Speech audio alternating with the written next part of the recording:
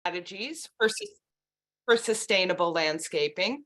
I first want to start with a definition. At the University of Delaware, uh, about 15 years ago now, we all kind of sat down and said, all right, sustainability is kind of a buzzword. What do we mean by when we say a sustainable landscape? And Doug Tallamy was involved in this conversation. And what we came up with was these two bullets: a stable and productive ecosystem. So it doesn't mean that it's stagnant, of course, because a natural system is always going to be changing, but it should be stable and it should be productive, and one that conserves the physical and biological processes that occur on that landscape. So Bobby's intro to me was perfect, because one of my favorite examples of conserving a physical and biological process that occurs on the landscape is, what do you do with the leaves in the fall? And clearly you do have to remove them from the lawn, because the lawn space that you have, the grass won't grow if light is excluded. So a thick layer of leaves is not going to work for a lawn. But hopefully you have plenty of area in landscape beds that you can rake the leaves into, and then you have that natural process of decomposition of the leaves, providing both organic matter and nutrients to the soil, and making your landscape beds as rich as potentially the forest floor. So this is actually a Doug Tallamy slide, and he talks about how we used to landscape completely based on decorative value. You know, what functions were the plants performing aesthetically in the landscape? And Doug says we really need to switch our focus and think about all of the environmental benefits that we get by incorporating plants in the landscape. But notice, this is a balance. Even Doug doesn't say, oh, we have to go all the way over to this green side of the scale and landscape only for pollinator habitat, only for food web value, only for carbon sequestration. And we have found with some graduate student research at the University of Delaware, if you forget about the aesthetics, people will not respond well to the landscape. So they like the fact that it's environmentally sound, but they also have an expectation of a certain level of aesthetic. So it's important to keep both of these sides of the scale in mind. And that brings me to the ecosystem services that plants and the landscape provide to us every day. I was recently talking to a group, and I said, you know, it's not like the Jetsons. I mean, we don't just scoot around space in spaceships and put our food, you know, our food isn't just a pill. We need the outdoor environment in order to clean our water and clean our air and provide pollinators and have us engage in the landscape. The past several years of the pandemic have really brought home to many more people how important it is for our well-being as humans to engage in the outdoors and engage in the landscape. So I'll be coming back to these 4 ecosystem services, but if you can't get those ecosystem services from your own property, you need to get them from somewhere else. And it used to be a long, long time ago, there was so much open land on the earth that no one really worried about how we were going to get clean air or how we were going to get clean water or where the pollinators would find plants that they could get their nectar from so that they could pollinate crops and all the other plants. So, but as we develop more and more of our land, we have to start being concerned about, you know, well, where are those ecosystem services coming from? And if our landscapes look like this, we're not getting very many ecosystem services from them.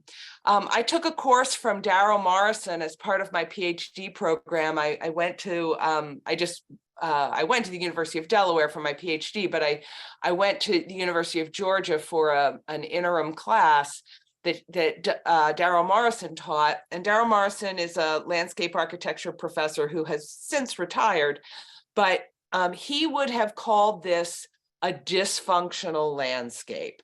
So if I had a smaller group, I would ask you to tell me why, but I think I'll tell you what I have heard typically is dysfunctional about this landscape. There's way too much lawn. There are no native plants. The landscape has been designed such that mulch is a permanent component of the landscape instead of allowing the plants to grow together. There's no shading of the house, so the heating and cooling bill is more expensive. And there's really no place to occupy, for humans to occupy themselves in this landscape. It's simply a decoration of the corner of the house. So this is my good example slide of a landscape that provides heat, shade for the house. It's got a lot of native plants. It's got a lot of biodiversity. The plants grow together and the mulch is really just a temporary component. It creates a space for humans to inhabit.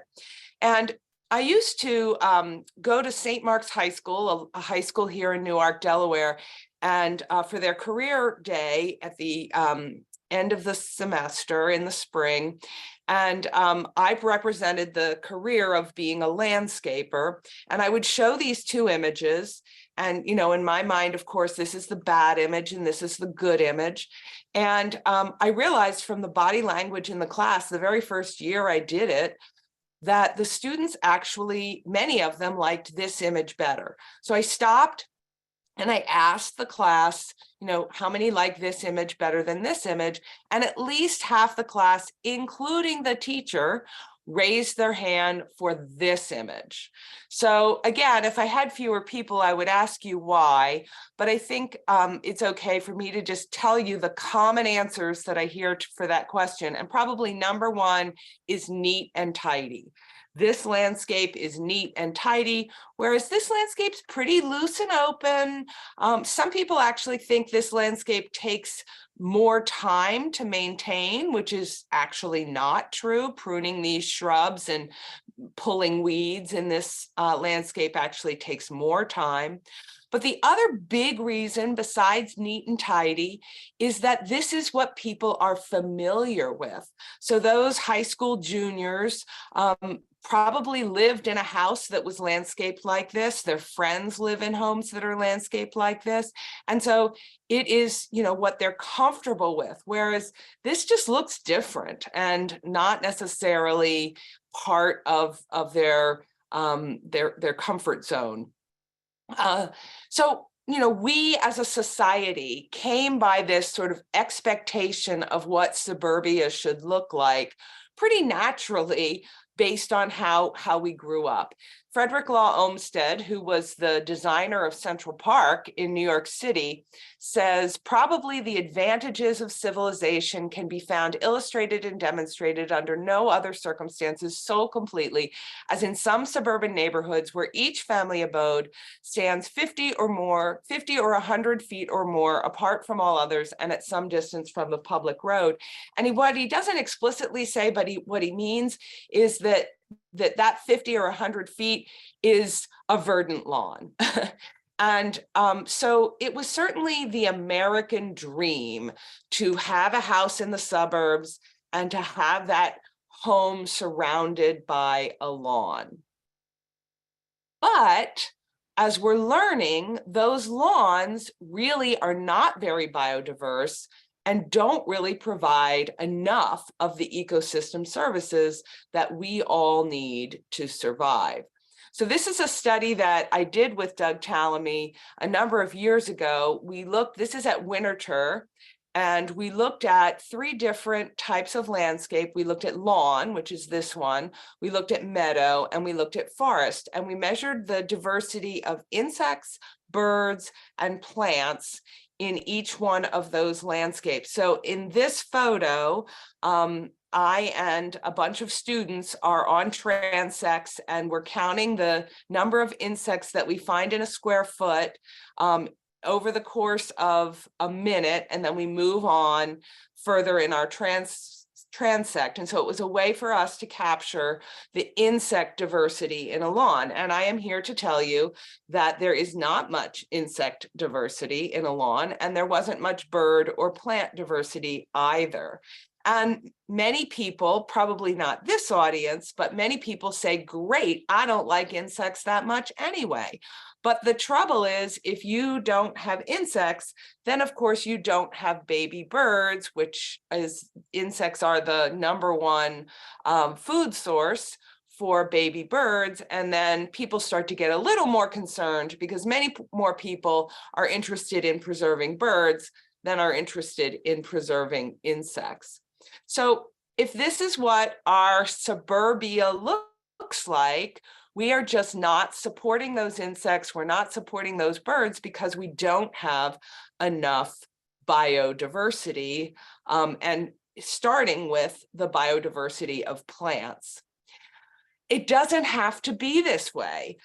This is actually an image that I grabbed from Instagram, and it's one of the landscapers who posts quite a bit about alternative landscaping. And clearly they are bucking the trend in their neighborhood, but they have created quite a biodiverse landscape around this home. And the front yard looks something like this, even though all the rest of the front yards are pavement and lawn. So it can be done. So does that mean we have to get rid of lawn completely? And the answer is no. Clearly, lawn is the only plant that we can walk on. So if we want to have circulation through our landscapes, we really need to have some area of lawn. If we want to have a gathering space or a space to rest and read a book, we're really not going to do that in the middle of a meadow unless you mowed a lawn area in the middle of your meadow. People would feel uncomfortable. They would be worried about getting ticks. So if you want to have a gathering space in your landscape, you need to have a little bit of lawn. And if you want to have a play area, you need to have lawn. You're not going to toss a football in the middle of the forest or play frisbee. So lawn does perform some really important functions in our suburban landscapes. It just doesn't need to be this big.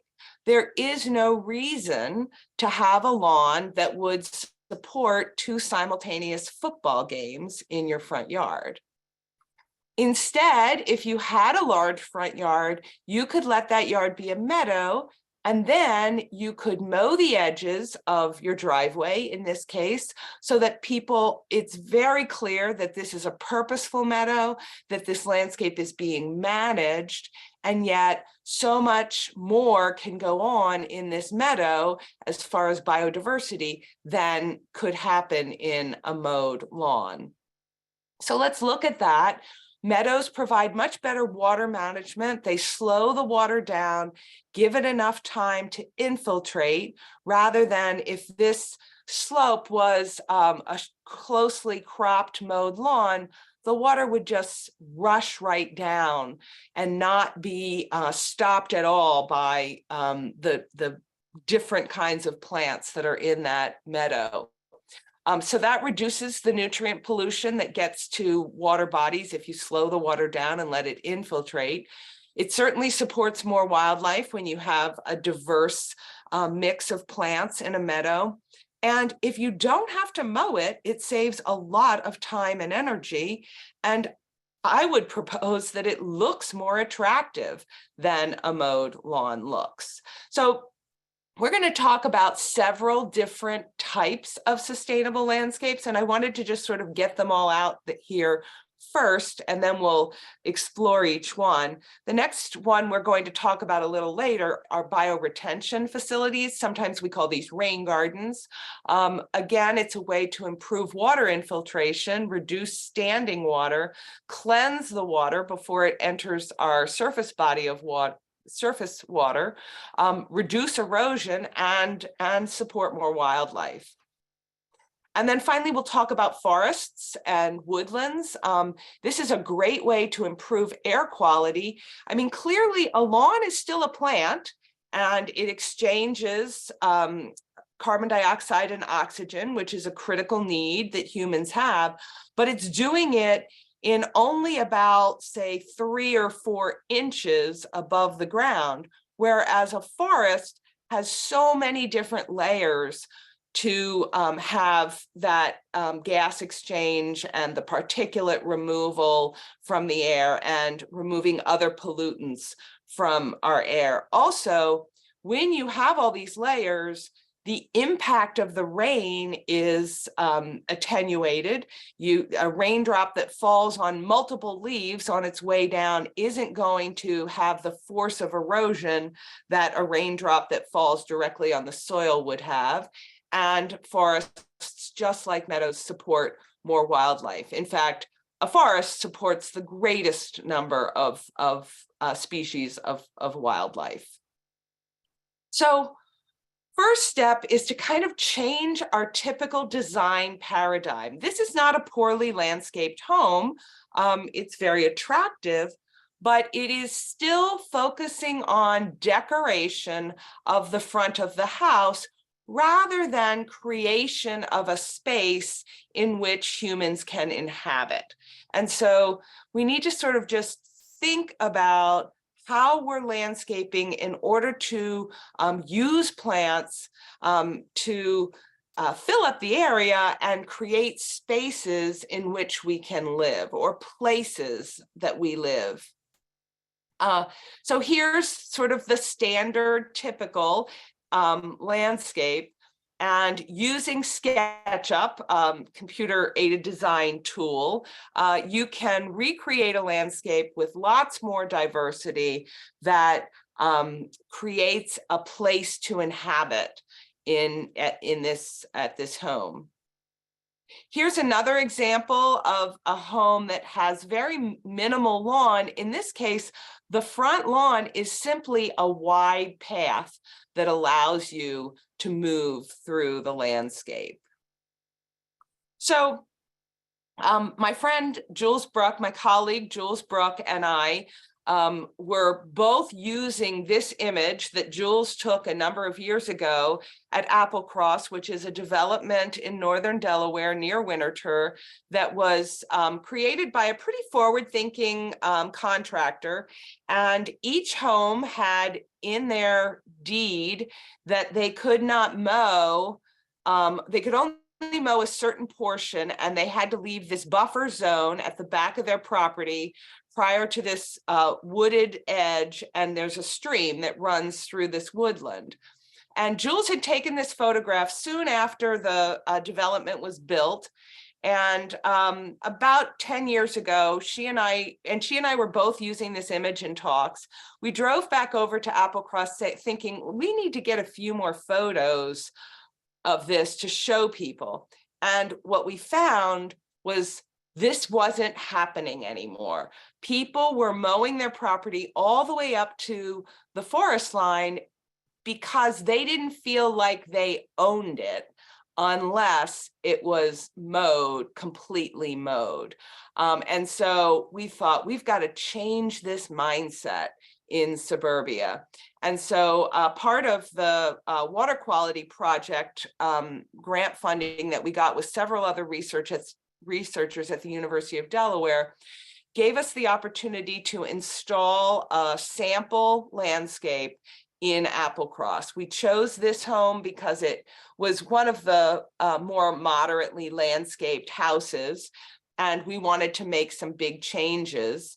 And this is what it looked like a year or so after we did our planting. Our goals here were it was about an acre property. We wanted to cut the lawn in half. We wanted to add plants that attracted wildlife, predominantly native plants. We wanted to solve some drainage problems, add a meadow and a forest habitat, and provide more opportunities for the homeowners to engage and participate in the landscape. Long term, we were hoping to reduce maintenance. We realized that initially maintenance would increase as we put in new landscape beds, but the goal was to, in the long term, reduce maintenance. And Jules used this property in a number of different design classes and got students to think creatively about this landscape design. And we ended up using kind of the front lawn design from this one on the left and the backyard design from this one on the right. So if you are not going to have lawn, you really have three options. You can have landscape beds, you can have forest, and you can have meadow. And we wanted to incorporate all three of these in this Applecross demonstration. So this was the side of their house. There was really no reason to go here. This is a bioretention swale, actually, that's off of their property. There was really no reason to go here other than to cut the grass. And so we wanted to install landscape beds with a path running through them that would give the homeowners a reason to stroll around their landscape. And so that is what we did. And they reported to us that when they had friends over for dinner, the first thing they did was walk around the landscape. And so this became a much more engaging part of their garden. So let's take a look at how the ecosystem services played out. The first one we thought about was clean water and management. This is an area, the road is above this grade significantly. Water would run down this driveway and then run off into a swale that wasn't constructed very well. And then it would just kind of pool in this lawn area. So we added, now the cryptum area obviously and the magnolia were already there, but we added a number of plants, Carex amphibula, cephalanthus, and aesculus around the corner that would be really good at soaking up the water. And we pretty much eliminated this wet spot in the landscape. We also wanted to improve the air quality by adding layers. Now, this is not Applecross. This is another example at the University of Delaware at our visitor center. But it's a good example of how in a very small, narrow planting bed, you can have so many different layers working to cleanse the environment. We also wanted to provide pollination services, and this is another little Doug Tallamy sequence. This phlox is a lovely phlox that will spread in your garden as long as it gets pollinated every year. But it has a very long, narrow corolla, so it requires an insect that has a long proboscis, like this snowberry clearwing. The snowberry clearwing sticks its proboscis down the corolla, and it pulls out the pollen, flies to another plant, cross-pollinates. So the snowberry clearwing is absolutely essential if you want seeds to develop and have this phlox spread.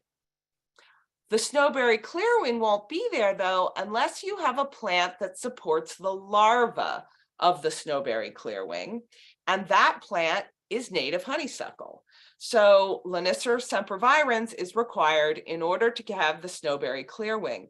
So this is just one of thousands of relationships between native insects and plants that exist in our landscapes. It might be pretty hard for us to learn about all of those relationships. So what we say is just kind of couch your bets and put as many native plants as you can incorporate in your landscape, and you will probably hit a number of those specialized relationships that way. If you put exotic species in, the chances are so long as they're not invasive, they aren't doing any harm, but they're taking up space and probably not providing an important relationship with an insect that would be desirable in your landscape. And then that fourth component of ecosystem services that I talked about in the beginning is human engagement. I love this story. One of the things that we provided to the residents of this Applecross house was we provided maintenance for 3 years after we installed this landscape. And Jules and I and another colleague of mine, Val Budashak, spent a lot of hours weeding this garden ourselves. But we also hired some student interns, particularly at the end of that time. And the student interns, 2 of them, would go out every other week and weed the landscape. And they started to notice that the winterberry hollies were turning red. And then one day they went back and all of the leaves had fallen off the winterberry hollies. The landscape was in its beautiful tan glory, and the winterberry hollies were stunning. And the students were so excited. They took photos. They immediately texted them to Jules and me. And I just remember thinking, I mean, the students have learned winterberry holly in plant materials courses, and they knew that it had showy berries, but experiencing it personally made such a difference. Those 2 students will never forget about the value of having that highly showy plant in the end of the fall and the beginning of the winter as a component of the landscape. So that's what I feel like is human engagement in the landscape. So we need to, as I said, switch from this old paradigm that says decorate the base of the house, maybe do a little bit of screening around the periphery, put your vegetable garden out of the way, and then everything else becomes lawn. I think many of us have been guilty of thinking in those terms. And what I want us to do is flip that. So say, okay, lawn is really important. Let's decide where we need lawn. We want a patch of lawn in the front yard to kind of set off the rest of the plantings. We need to have some lawn so that when we have a party and we want to spill off our deck, we have a place to go. We need to have access to our vegetable garden. If we're going to have a meadow, we want to have a path around the periphery and potentially through it. And all of those things will require lawn. So let's design the lawn. Then where we don't need lawn, it becomes something else. Now, we've already talked about it being a landscape bed. That's probably the most expensive option, but it can also be a meadow, as we see here, and it can be a forest, which we'll talk about in a little while. So here's the old way, and here's the new way, where we design our lawn purposefully. Everything else becomes something else. So let's look at the first we looked at the landscape beds as the first non-lawn option. Now let's look at a meadow. This is a new development that went in probably 10 years ago now in Chester County, or London Britton Township, Pennsylvania. And it looks to me like the developer was allowed to build on half of the acreage. The other half of the acreage had to be put into some sort of easement, and it probably could have been lawn, which would have been a terrible burden for the homeowners association of this development because they would have had to mow it constantly. Instead, they seeded a meadow, which has become beautiful, and they mow paths through it. So it's now a resource for the community to go on walks, take their dogs on walks, go on runs. Simply the mowing of a path makes this meadow an asset to the neighborhood. And it doesn't have to be a huge, large area like that. It can simply be a small backyard garden where there is a path mown through a meadow. Now, this is not a picture of a meadow at all. This is on my way home. I pass this house all the time. And clearly when they planted these white pines and the spruce in the front, they intended that to be a screen from this trafficy road and to give them privacy in their backyard. But as we all know, when pines grow, They get limbed up, they lose their lower limbs, and they are no longer functioning as a screen. So what I think would make such a huge difference for this family is to plant a meadow, a grass, warm season grass bed around the base of those trees. It would look something like this.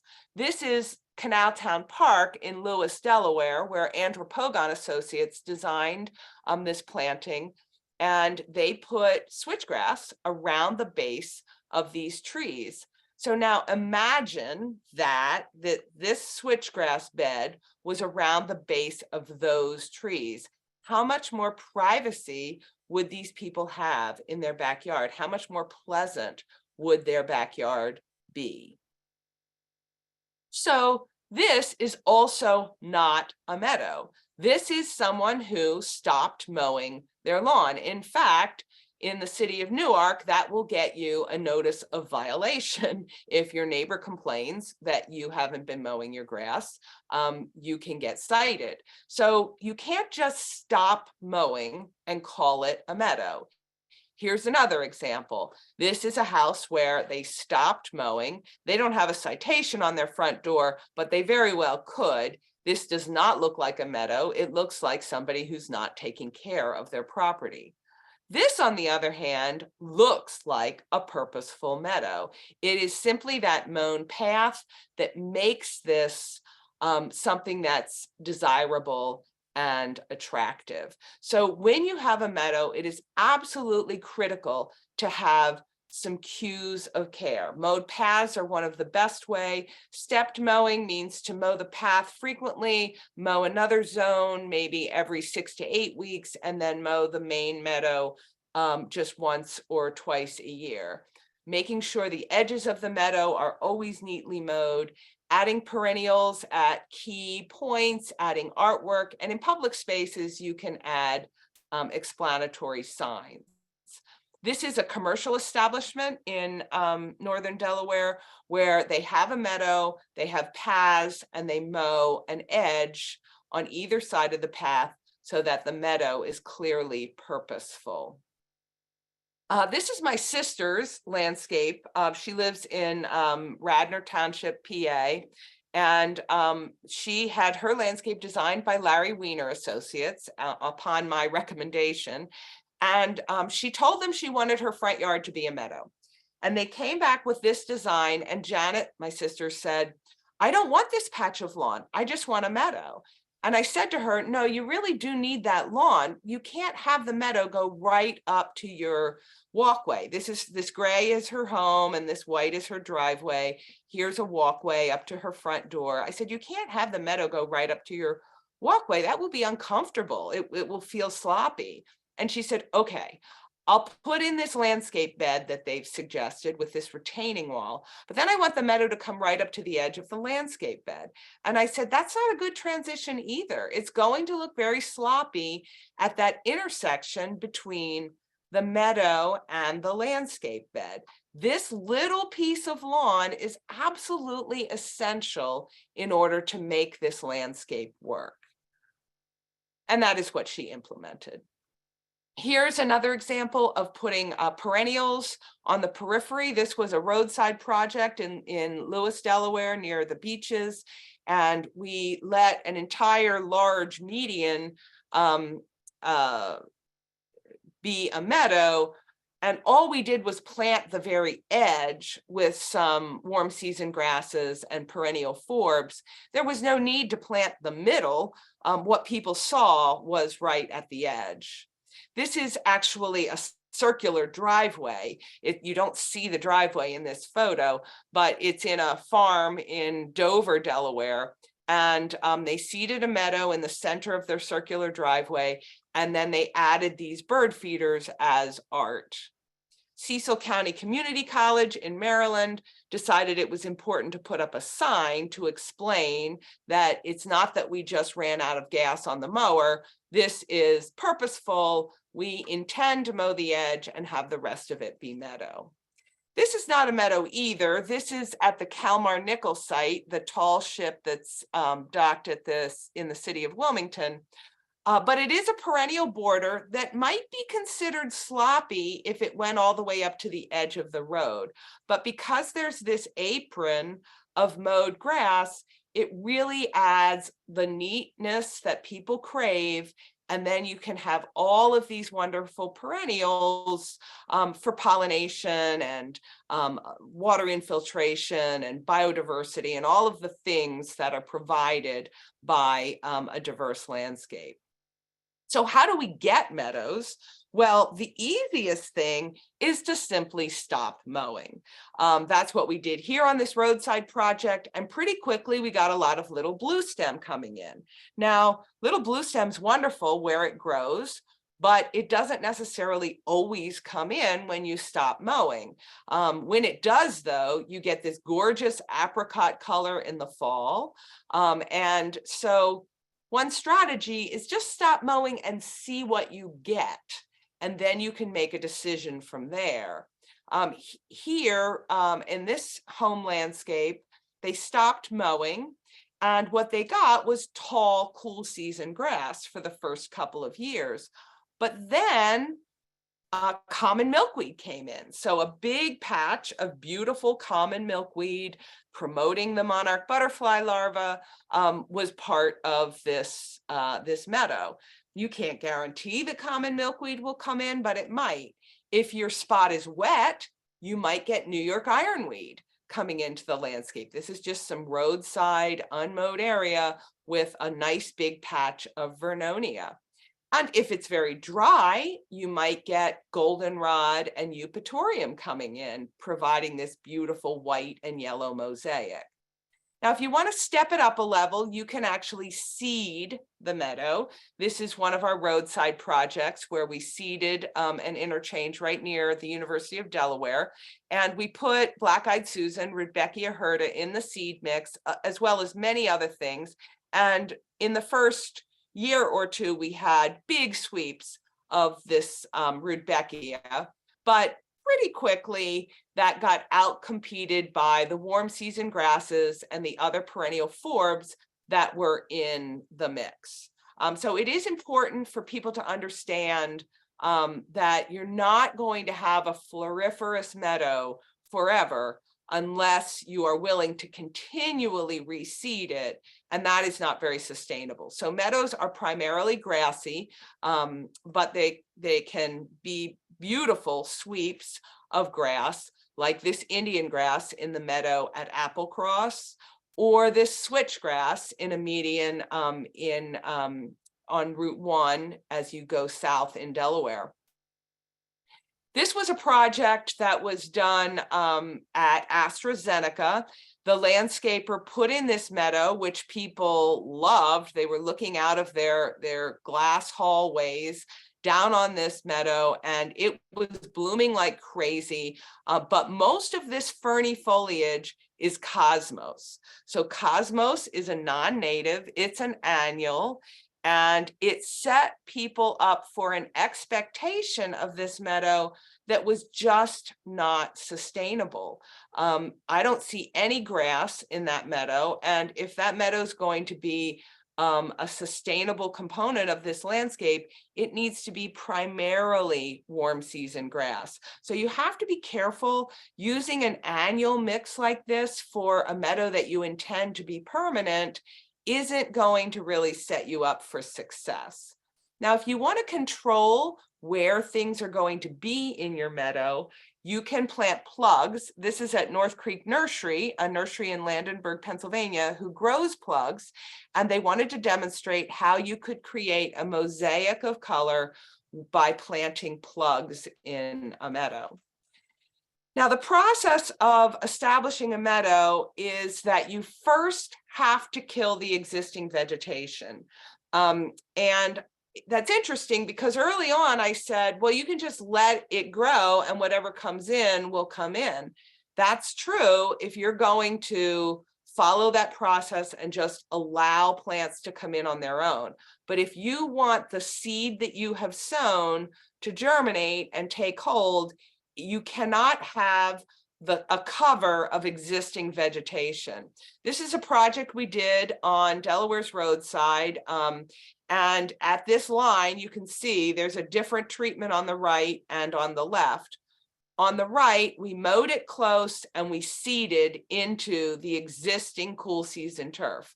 On the left side of this line, we killed the existing vegetation with glyphosate, and then we seeded our meadow mix into that. So 3 years after the seeding, on the right side of the line, what you mostly see is cool season turf.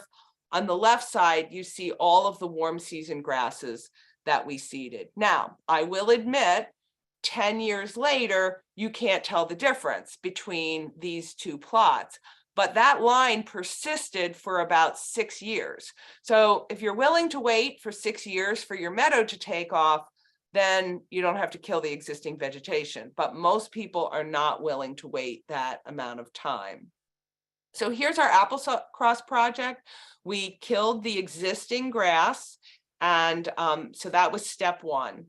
Step two then is to decide how are you going to seed. There's hydroseeding, there's drill seeding, and my favorite is broadcast in sawdust. So let's look at each of those. Hydroseeding is a traditional way that lawn grasses are seeded. You spray out the seed and a paper pulp mixture in a stream of water. It's a great way to seed an area when you can't actually drive over the area. But when you're using native meadow plants, they have, some of them have appendages, some of them are fleecy, they're all different sizes. And what happens is if you spray it all out as one stream, the paper pulp dries and it pulls the seed away from the soil. You no longer have good seed soil contact and you don't get good germination. So when you are using hydroseeding, you need to first spray the seed out in the water and then spray the paper pulp on top of that. So it's actually a two-step process. This does work. It does not work as well as the next two types of seeding. So the next type of seeding, when you can drive over the area, is to use a drill seeder. You get good seed soil contact because you open up a slit in the soil and allow the seed to fall in that slit. And a specific type of drill called a true axe drill is good for wildflower seeding or meadow seeding, because you can put different seed sizes in each of these boxes, and then you can open up the opening on the bottom that allows the seed to fall to different diameters. So all the heavy seed or all the large seed does not fall out first, which is what would happen if you didn't have that variability in the openings at the bottom of the drill. So my favorite is to use some sort of organic medium and mix your seed with that medium and then distribute it. We use sawdust, which is very dry when it goes on, but as soon as it gets wet, it becomes a good moist germination medium for the meadow seed. The other good thing about it is it provides a layer of mulch which excludes light from the surface, the ground surface. And so crabgrass and foxtail, two annual weeds that are problems in young meadows, require light to germinate. So if you can exclude light, you can really reduce the amount of crabgrass and foxtail that you have in your young meadow. One year we tried mushroom soil, since mushroom compost is so common in northern Delaware and southeastern Pennsylvania because of the mushroom industry in Kennett Square. And it was problematic for two reasons. One, it was moist right from the start, so it didn't go through the spreader very well. And secondly, it had nutrients in it, whereas sawdust is completely inert, and it provided nutrients for the meadow plants, but also for the weeds, and it gave an advantage to the weeds. So step one, as I said, kill existing vegetation. Step two is take that sawdust or whatever organic medium you choose to use and spread it out on a paved surface to about a foot thick. Then spread all your meadow seed over that sawdust. Then get a front end loader and mix it as thoroughly as you can. And now if you're doing a small area, you can do this with a shovel and a wheelbarrow. Ideally, in the area that you're seeding, you get a core aerator and you core aerate the site. That pulls out plugs of soil and allows the sawdust and the seed to fall down in some of those plugs, also in some of those holes. And then the plugs are also on the surface, which gives some better seed soil contact as well. And then finally, you take your seed and sawdust mixture and you spread it over the site. And once you have about a ½ inch layer, you are good to go. This was the Applecross project about 2 weeks after seeding. These larger plants here were perennial plugs that we planted, but you can see a lot of grasses have started to germinate. This was about a month or 5 weeks after seeding. And this was the first fall. Indian grass was blooming, black-eyed Susan was blooming. It was a really well-established meadow. Here is a roadside project where we had a lot of Rudbeckia in the mix, and we used sawdust, and this is the first year. Now, one of the issues that we have found with our roadside project is we do this and then nobody wants to mow this black-eyed Susan because it looks so great. There are a lot of people that are talking about methods for establishing meadows, recommend multiple mowings in the first season. So this is a meadow in its first growing season prior to its first trimming. Here it is after it's been trimmed. When you trim a meadow like this, you are pruning off the tall weeds and eliminating them from producing seed, but most of the desirable meadow plants that are in the rest of the meadow are still short enough that you are not harming them by mowing them. And of course, the grasses, the warm season grasses, can tolerate a little bit of mowing. So if this is a first year meadow after its final mowing, if you can stand to do that, the next year you will have really reduced the weed seed load that's present in your meadow. So that brings us to meadow maintenance, and meadows eventually will go through the process of succession and become, at least in the mid-Atlantic, oak hickory forests. So you have to mow them at least once a year to keep the woody plant material out. This was the AstraZeneca project. They were mowing this queue of care, the pathway through the meadow, and they mowed this meadow down once a year. Here we are at Applecross. The ideal time to mow the meadow down is early in the spring. The winter has had an opportunity to beat down the meadow, so it's less full. If you try to mow it when it looks like this, it's a lot tougher on your equipment. And also, if there are any seeds that are developing in this meadow, you want them to be able to mature and fall to the ground. You want to provide them for birds that might use those seeds. And so it's important to wait until the end of winter, the beginning of spring, in order to mow your meadow. Now, some meadows can be mown just once a year. The second year of our Applecross project was a really wet spring and early summer. The meadow grew so vigorously that we pretty much lost our path because we did not mow it down at the end of June. So we had to cut this path back out by hand. It was kind of a nightmare.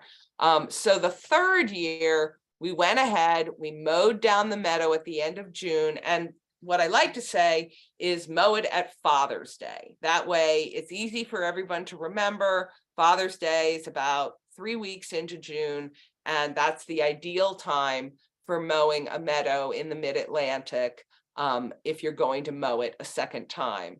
then this is what the meadow looked like that final fall. The paths were still present, and the rudbeckia still bloomed.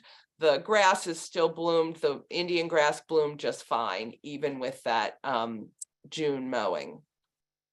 There are alternatives to using a lawnmower. I took this photo in Nashville. My daughter was running a marathon, and I went for a brief run prior to watching her finish, and I passed by this hillside that was being managed by goats. And it was interesting to me, there were a couple of collies there managing the goats, but no people present. This is a 55 and older community that I have consulted with in Delaware, and I was walking around with the grounds committee one fall a number of years ago, and we were talking about how people use these paths and some strategies they might employ, and everyone was pleased with the goldenrod blooming.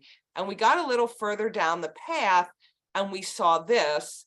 Their landscape contractor was mowing down the entire meadow. This was sometime in early October, and we were all appalled. I mean, we were enjoying the meadow, and we see it being mown down. And it turns out that Newcastle County had a regulation on the books that said you should mow a meadow 3 times a year, which doesn't make any sense at all. And fortunately, Dennis Petrozzulli, who was the chair of this landscape committee, was really interested in making change. He got a letter from me and went to Newcastle County and said, this is wrong. We want to change the regulation. And he got it changed. So in Newcastle County, you now only have to mow your meadow twice a year. And this is what their meadow looked like. They sent me these photos in subsequent years, and everyone was very pleased by being allowed to keep the meadow up. Now, this is the New York City High Line. I'm sure many of you living in New Jersey have visited the High Line.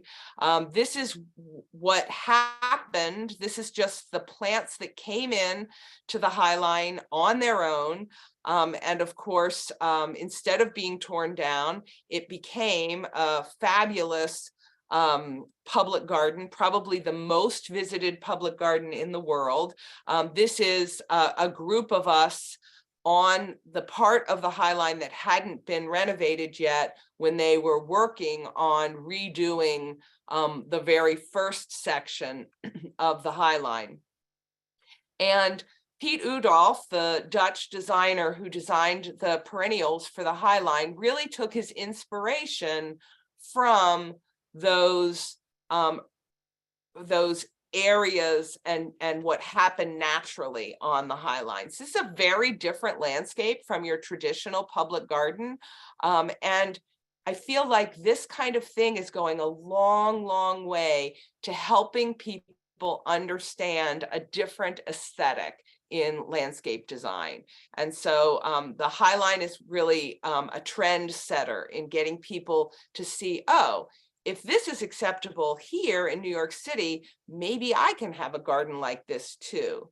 Longwood Gardens opened their meadow a number of years ago when they rerouted Route 52. It made their meadow contiguous, and they decided it was worth interpreting and putting paths through and bridges. And they had no idea when they did that it would become the most visited part of Longwood Gardens. Now, of course, everyone still loves all of the more manicured gardens at Longwood, but many, many people go to Longwood to walk through their meadow. The little state of Delaware is proud to also have a meadow that was designed by Piet Oudolf, the designer of the perennials on the High Line, at the Delaware Botanic Garden in Dagsboro, Delaware. So in southern Delaware, they have a beautiful meadow that was designed by Piet and then installed, and it is maintained by a flock of volunteers. Even homeowners can have meadows. This is a couple that was farming in Middletown, Delaware. They knew that I did a lot of writing about meadows, and so they contacted me when they decided to retire. and they wanted to focus on their own home landscape a little bit more. And they said, we want a meadow in our front yard. We want to be able to sit on our front porch, on our patio, and look out on a meadow. And the very first year they sent me this photo. And then several years later, they sent me these photos, wondering how long they could leave their meadow up before they had to mow it down. They enjoyed looking at it so much. And I told them they needed to mow it down prior to the spring in order to have, or in the early spring, I should say, in order to have space for the new plants to emerge. Now, you don't have to mow a meadow down in the Midwest, where prairie is the climax vegetation, but you do in the Mid-Atlantic. This is a retirement community, or what are they called? Well, anyway, it doesn't matter. In right by Longwood Gardens, and Jim Swayze, who retired from the University of Delaware, purchased one of these homes.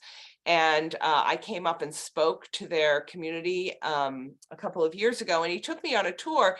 And he told me that the homes that are up here at the top of this meadow and the homes that are running along the bottom of this meadow are the most expensive and most desired homes in this whole development, because they look out onto the meadow. People, and not very many people actually walk on this path, but having a mowed path through the meadow makes it look purposeful, makes it look attractive. And people love to watch the birds that flit over this meadow all the time. And so once meadows become, economically desirable, we can start to convince even more people to include them in the landscape. And meadows, you just heard prior to me a talk about pollinators.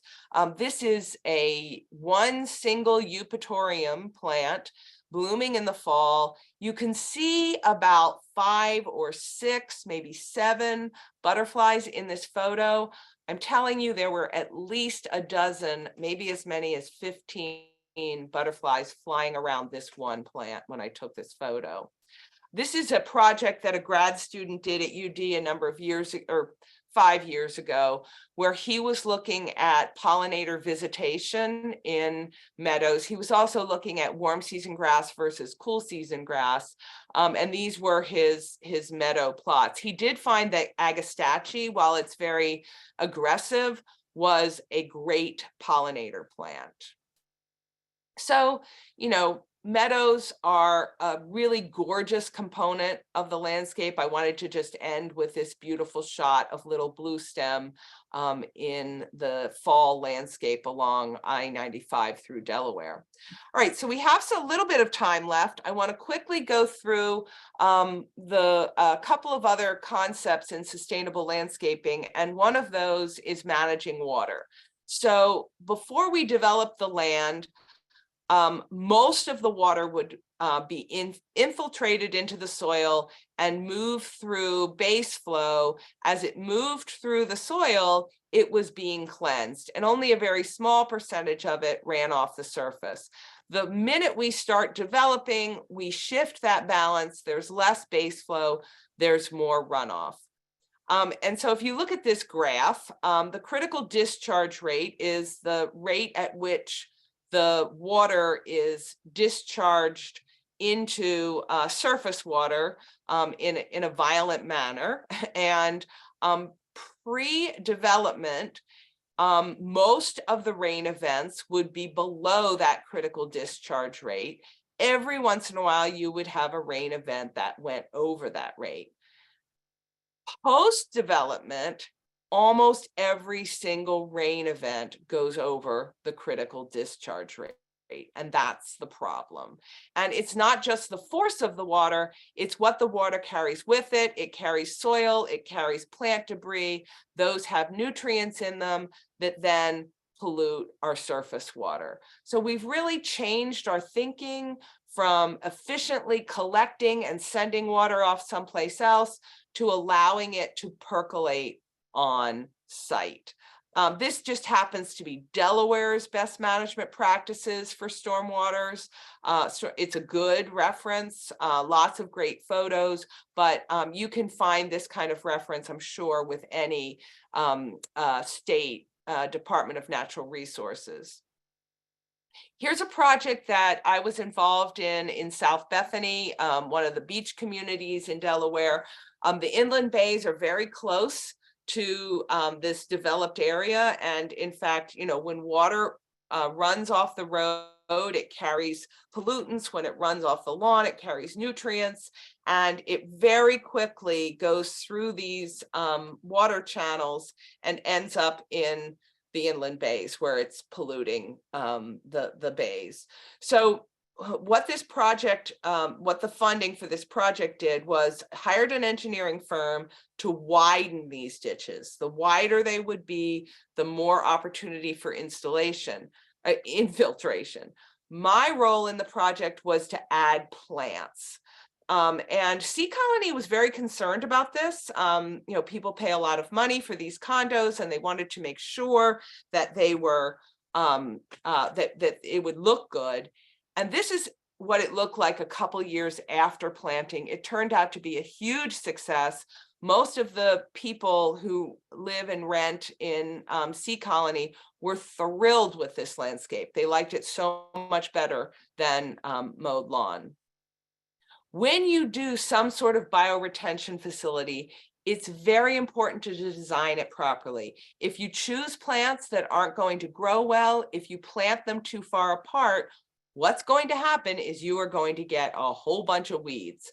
And that's why a lot of times communities complain and don't like the bioretention facilities, because they just become weedy messes.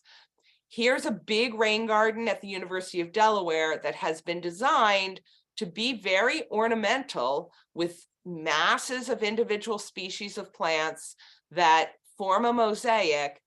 And these have to be maintained regularly. If a weed comes up in the middle of this, it's very noticeable and it looks unattractive. As opposed to this rain garden, which is in southern Delaware at the Verdon Center, another university facility. It's just a mix of mostly native species. If a weed came up in the middle of this landscape, you would never know it. So it's much easier to maintain a rain garden like that as opposed to a rain garden like this. All right, moving on quickly to the third type of landscape. If you're not going to have lawn, you can have a forest. And everyone loves forests, but people think they take forever to grow.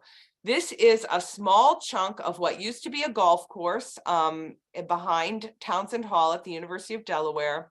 And Gary Smith, who was teaching landscape design at the time, got permission to release this area. It was about 10,000 square feet. And he did nothing other than remove invasives. He didn't plant a single plant. All of these trees, the sweet gum, the red maple, the sassafras, the nyssa, they were all planted by squirrels or wind or birds or some other natural process.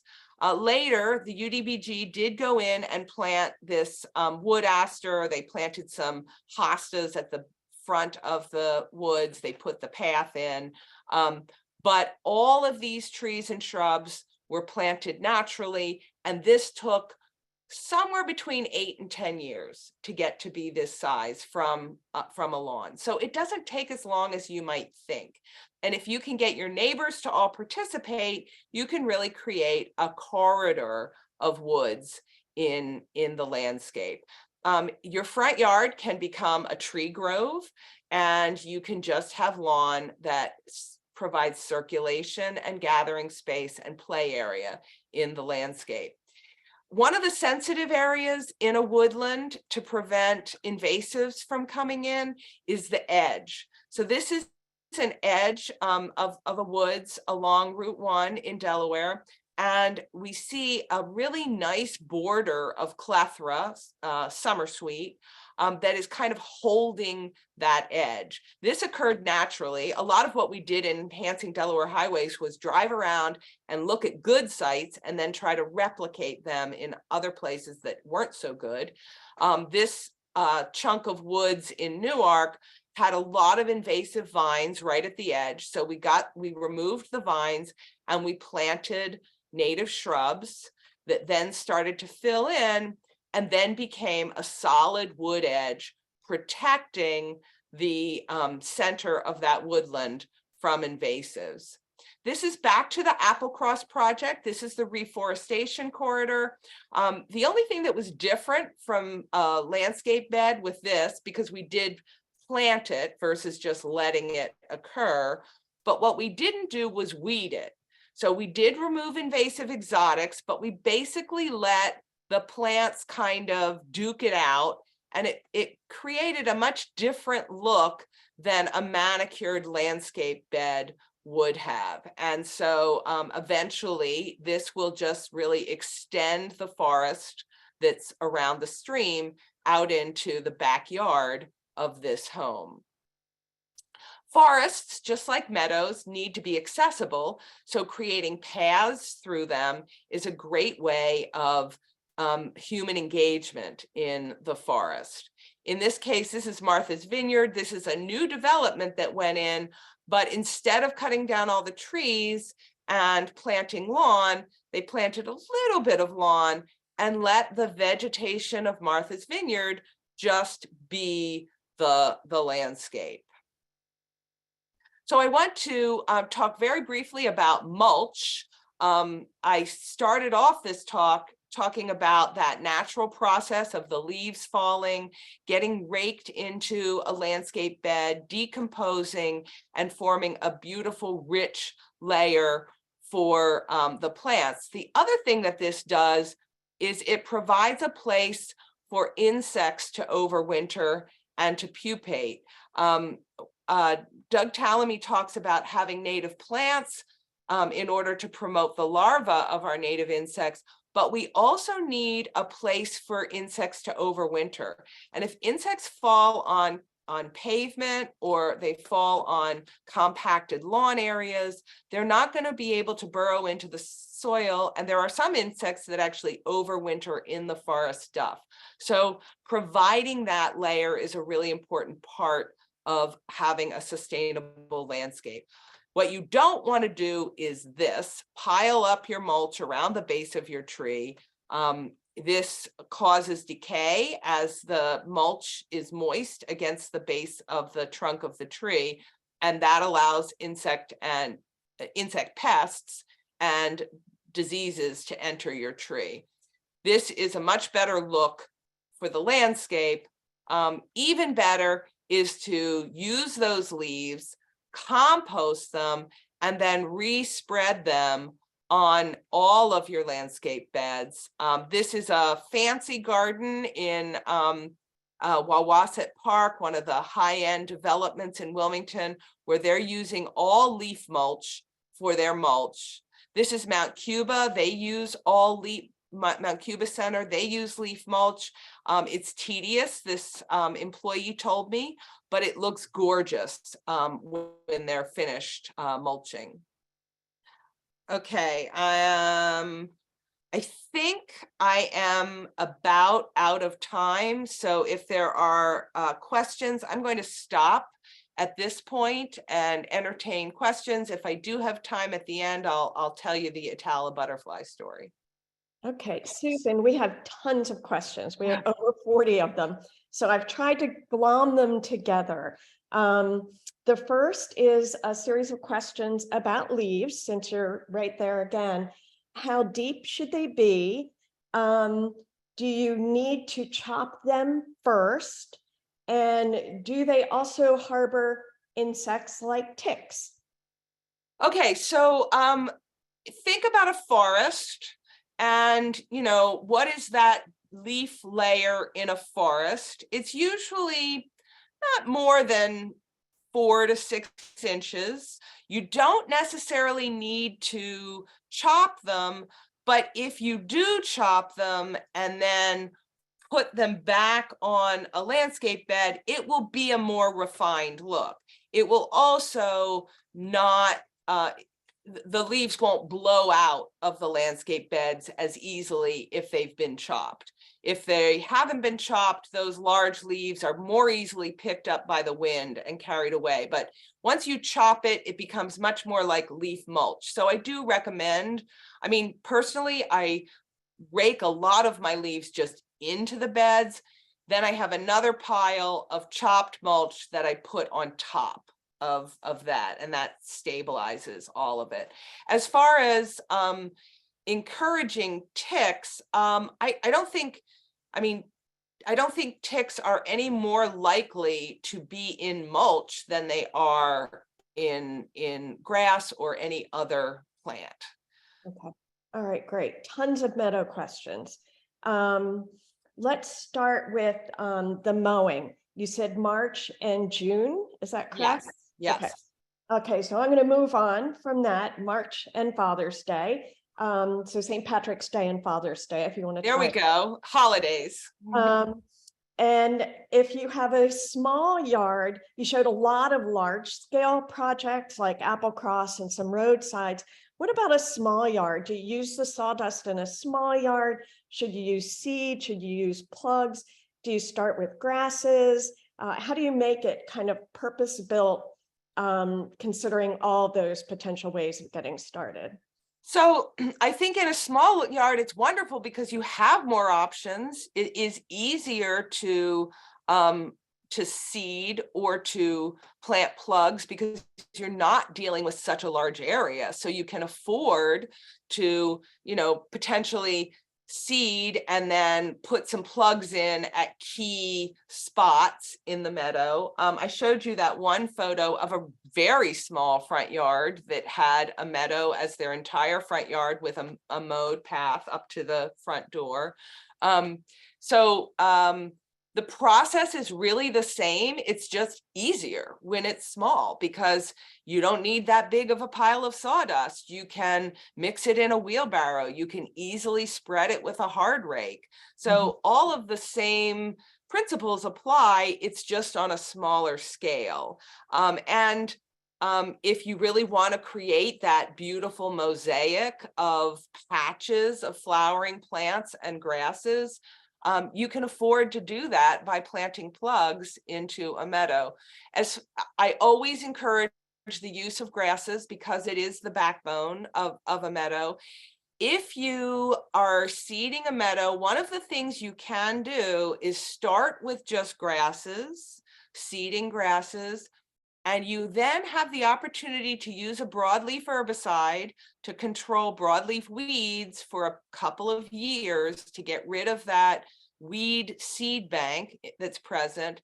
And then later you can go back in and either clean out patches and seed perennial forbs, or you can plant plugs to enhance the diversity of the meadow. But if you stick to just grasses the first year, you have a few more tools to manage that meadow and remove weeds than you would if you started with a biodiverse mix. Okay, so you just brought up something that a few people talked about quite a bit is glyphosate.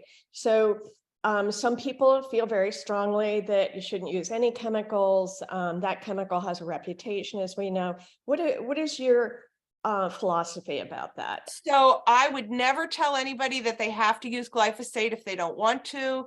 On your own property, you choose whether you use chemicals or not.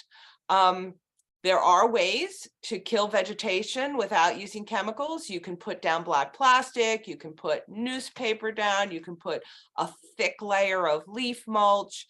It takes longer, but eventually you will kill the grass that's growing. There are problem weeds like Canada thistle and dandelions that have, big roots, and it will be a lot harder to control those weeds with simply excluding light, but you can do that. I use glyphosate myself. I believe that I do not believe that because a group some lawyers were able to convince a jury of non-scientists that glyphosate was was damaging to humans. I don't believe that means it's damaging to humans. I believe the science associated with glyphosate, which so far the science says that glyphosate does not cause cancer. And so until proven otherwise, I'm going to believe the science. I'm not going to believe what a couple of lawyers were able to convince a jury of 12 non-scientists to believe. So that's my opinion, and you are totally welcome to have your own opinion and choose to use or not use glyphosate as you wish. Thank you for your frankness and your point of view. I appreciate that. Just another, I'm going to try to get at least one question in. How do you find a landscaper that doesn't come in and mow the meadow down? How do you find somebody that can help you with plant choices, with design, with maintaining this natural habitat if you choose to put that in your suburban yard? That is a challenge. I understand that. There are more and more landscapers that are progressive. I mean, certainly one of the things that we are trying to do in cooperative extension at Delaware, and I know other states are doing this as well, when we have continuing education for the landscape industry, we have been promoting this type of landscaping for a long time now, and it is starting to catch on. And we've been telling them, this is a niche and this is a market that is growing. And so you can differentiate yourself from the landscaper who has a pickup truck and a lawnmower by having this expertise, by offering this kind of sustainable landscaping, because people are demanding it. It's one of those, the chicken and the egg. People have to demand, and then the landscapers will provide. As a homeowner, I would contact your local extension office and see if they can give you any recommendations of people who are doing sustainable landscaping. And then once you find landscapers, interview them, ask them, well, tell me about how you landscape, what kind of plants you use. And, the more educated you are, you'll be able to pick someone who is going to have the same sensibilities that you have about landscaping. But I recognize that there aren't enough of them yet. We're working on it. Yeah. And one thing about plants showing up and weeds, bone set showed up in somebody's yard. Good thing, bad thing? I have a lot of that in my garden. I do control it in one of my landscape beds where I want it to be more refined and I want other perennials to survive. But in other landscape beds where I don't care as much and I'm happy if it becomes mostly eupatorium, I let it go. So it really depends how much area you have and how willing you are to let it just be what comes in. It is aggressive, it does spread. So, if you don't want it to outcompete your prized echinacea, then, weed it out of that bed. Yeah. Okay. I think, Susan, I'm going to mute and you can finish your story here. And then Kim Rowe and Sarah, we're going to get ready to tee up the movie. Okay, I'll just tell you quickly the Atala butterfly story. This is a Doug Tallamy story. Atala butterflies were native to Miami or southern Florida, and they were almost extinct. They are a beautiful little colorful butterfly. The larva of this butterfly is dependent on a native plant that's native to southern Florida called the kuntai. This is what the kuntai looks like. It's a little evergreen plant. The Atala's population had been reduced so low that it wasn't even listed on the endangered species list because it was thought to be so close to extinction that there was no hope. Landscapers in southern Florida started using this kuntai plant, this native shrub, because they thought it was really attractive. And so it started to kind of catch on. It got planted all over the place. And then amazingly, the Atala butterfly comes back. Well, it turns out that, you know, because the larva now had food to eat, the populations of Atala butterfly surged. I several years ago was on a business trip, and I visited a garden in Miami, Florida. I happened to see a kuntai plant, which I'd never seen in real life before. I'd only seen photos of them. I went running up to it, and much to my pleasure and surprise, it was buzzing with Atala butterflies. So it's really a fun story. And the special thing about the story is nobody planted those plants in order to save the Atala butterfly. It just happened by mistake. So if you think about, if we are more purposeful with planting native plants, how many other species that are close to extinction are we going to save? And so, you know, that's really Doug Tallamy's message. That's my message. That's a lot of our messages for homeowners. Plant natives and save the world. Susan, thank you so very much. It's been wonderful to be reunited with you today. I hope everybody enjoyed the conversation and all of the ideas and advice that you've shared for creating habitat in your yard, and large scale and small scale projects too. I found it fascinating. Thank you so much. You're welcome. Thanks. I enjoyed it as well. Have a great rest of the conference. Thank you. Appreciate it. So Okay. everybody,